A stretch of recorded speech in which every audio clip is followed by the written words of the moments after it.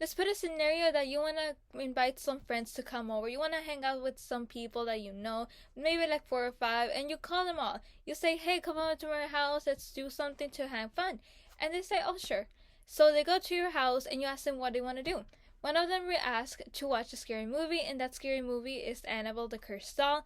We all know Annabelle, right? The Annabelle from the movie Conjure. None of that's scary. And how some people have actually seen the actual doll, which is basically a doll in real life that's been captured due to a evil spirit that it may be the devil apparently.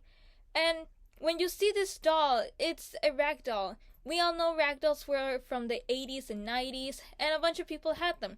Now, ragdolls are still a thing to this day, and they're still sold very much. But once you know how this doll, this possessed doll Annabelle, was a ragdoll, you start getting fear of ragdolls. You're saying, oh my god, what if it's actually possessed like the real Annabelle? But maybe it's not true and it's just a fear. Sure, the doll may be real, but not all rag dolls could be the actual Annabelle. And now there's actually two people, which is Lorraine and her husband, who have this doll. Now, like I said, there are a bunch of same dolls like that, but not all of them are possessed. Like this little doll, we just found it. My sister found it in one of those like antique stores, but yet it's so small. How can you think this is gonna be possessed? It's literally out. If it was actually possessed, like the actual doll, it had already been encountered. There would be already like a bunch of activity, paranormal activity. That's one thing you could see immediately in a haunted object or something. But there's nothing been wrong about this. There's been no cases about more ragdolls. If there are more ragdolls, they're probably sold on eBay since eBay has a bunch of haunted stuff apparently. But like I've been saying, not all ragdolls are possessed. This shouldn't be like a much of fear and something that you should overcome with that fear.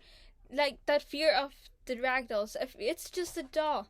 We already know the actual doll that's possessed is actually locked up and you can actually touch it and you just have to pray or something. But it's locked up, it's out of harm. No one can actually be harmed by this doll.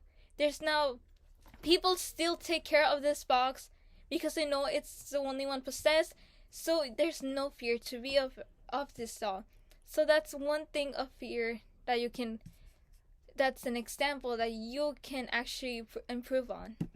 Okay, let's say that someone from the audience or from the group is thirsty, so you hang them over this half empty water bottle and you say here, but they will give you like a weird face, like a disgusted face, a confusing face more rather. I'll say, no thank you, and just ask them, why? Aren't you thirsty?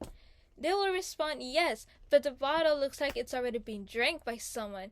And you say, well, it still has water. Yeah, it still has water, but it's been drank by someone else. That's something that maybe this little bottle is still you're still thirsty, you're still gonna want to drink something, but it's already being drank by someone else. You can see how that can actually change something, how it can change the way of someone how be thinking, or how it can make someone doubt of drinking it. They'll say, okay, yes, I am thirsty, but it's been drank by someone else. You never know. Now, let's say that you're in a classroom. You already have taken a test with your whole entire classroom, and right now your teacher's giving back your papers. But you're seeing in those papers that everyone else had passed. But now you're doubting yourself. Right there, you're doubting yourself that you're saying, oh my god, what if I actually fail? What if I got a bad grade or something? You studied, but why are you doubting? If you study and you were in the test saying, oh, I got this, you're getting yourself paranoid, you're scaring yourself, you're telling yourself, you're doubting yourself, which is, that's the thing. When you don't know what's gonna happen, so don't be guessing what's gonna happen. It doesn't matter if you have a plan A or B, C, you don't doubt yourself. You have to actually be positive about something. You said, okay, I studied. At least I know I'm gonna have a decent grade and not a failing one. So don't doubt yourself. You never know. Okay, last one. Let's say it's your birthday, right? You got a big Lego set of whatever, Star Wars, and it's so big and it's your first time having a Lego set. But since it's your first time, you have never ever built something like that. It's so big, there's a bunch of steps to follow, there's a bunch of pieces that you can go missing while you're building it, and you're just doubting yourself. You're just standing there watching this box in the corner of your room saying, I don't think I'm gonna be able to finish this because I have never done it. And you're just scared, like, I feel bad because this person have gave it to me. It probably cost too much money because it's so big.